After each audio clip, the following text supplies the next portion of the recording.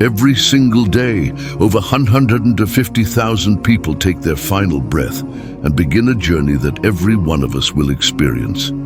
Yet most people have absolutely no idea what actually happens after death. Today, I'm going to reveal the complete Islamic truth about what occurs from the moment you die until your eternal destination. This knowledge will completely change how you view life and death. Stay with me, because what you're about to learn might be the most important information you'll ever hear. Welcome back to Islamic Vibes, where we uncover the profound truths of Islam. If you're new here, we explore Islamic knowledge that can transform your perspective on life.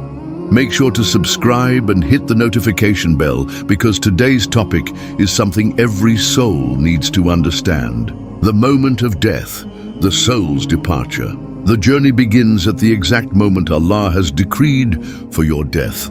According to Islamic teachings, the angel of death, known as Malak al-Maut, comes to extract your soul. But here's what most people don't know. This experience is completely different for believers and non-believers. For a righteous believer, the Prophet Muhammad, peace be upon him, described that angels of mercy come with faces like the sun.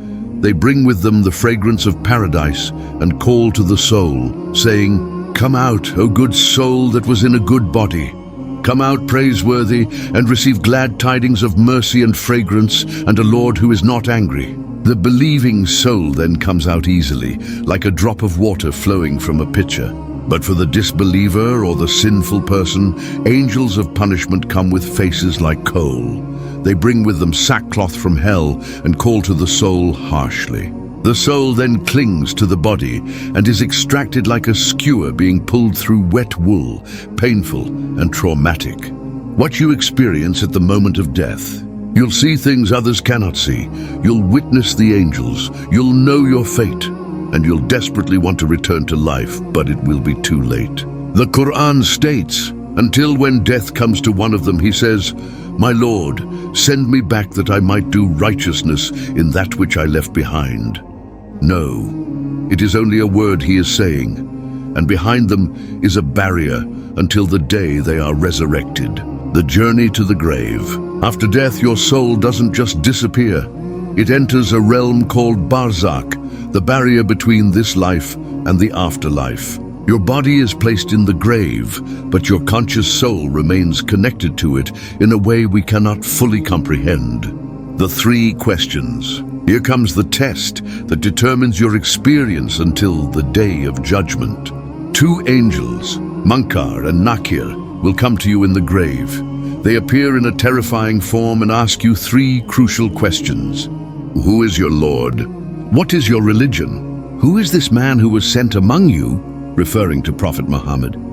For the believer, if you lived as a true Muslim, you'll answer confidently, "Allah is my Lord, Islam is my religion, and Muhammad is Allah's messenger." The angels will then say, "You have spoken the truth. Your grave will be expanded as far as the eye can see, filled with light and fragrance from paradise. A door to paradise will be opened for you, and you'll see your place in Jannah. You'll experience such peace and joy that you'll wish the day of judgment would come quickly so you can enter paradise. But if you lived in disbelief or major sin, you'll be confused and say, "I don't know. I heard people saying something, so I said it too." The angels will say, "You neither knew nor followed guidance. Your grave will become so narrow that your ribs will compress together.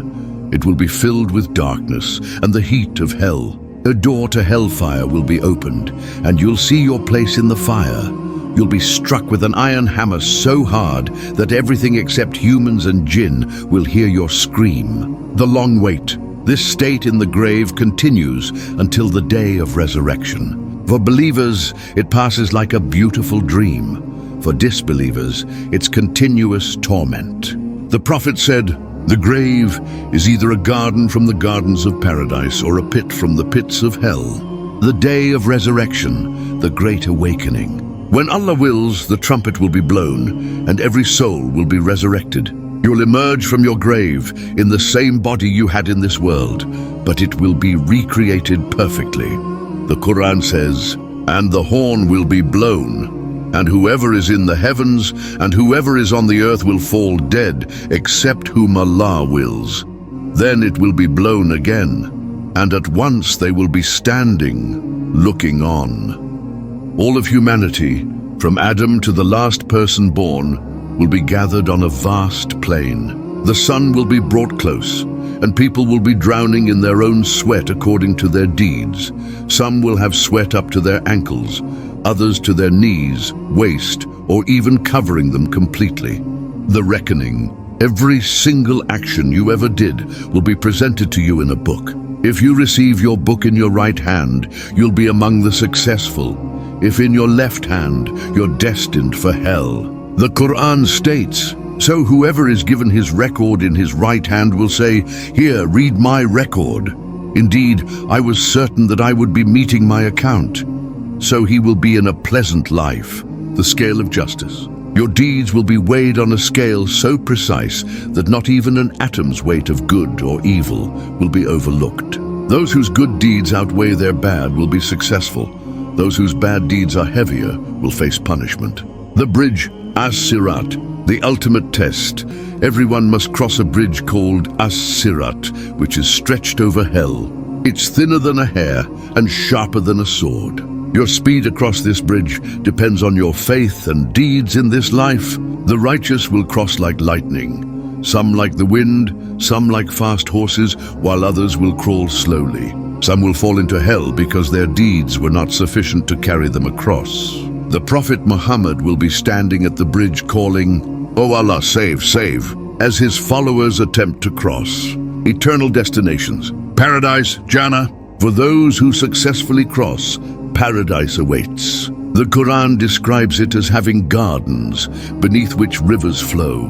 You'll have whatever your soul desires and your eyes find pleasing. There will be no death, no sadness, no pain, only eternal bliss beyond human imagination. Hell, Jahannam. For those who fail, hell is the destination. It's a place of unimaginable punishment, where the fire never dies and the torment never ends. For those who die in disbelief, it is eternal. However, for Muslim sinners, their punishment is temporary, based on Allah's mercy and justice. This is the journey every single one of us will take. The question is, are you prepared? The beautiful thing about Islam is that it's never too late to change your destination while you're still alive. Here's how you can prepare. Turn to Allah in sincere repentance. Establish your 5 daily prayers. Give charity to the poor.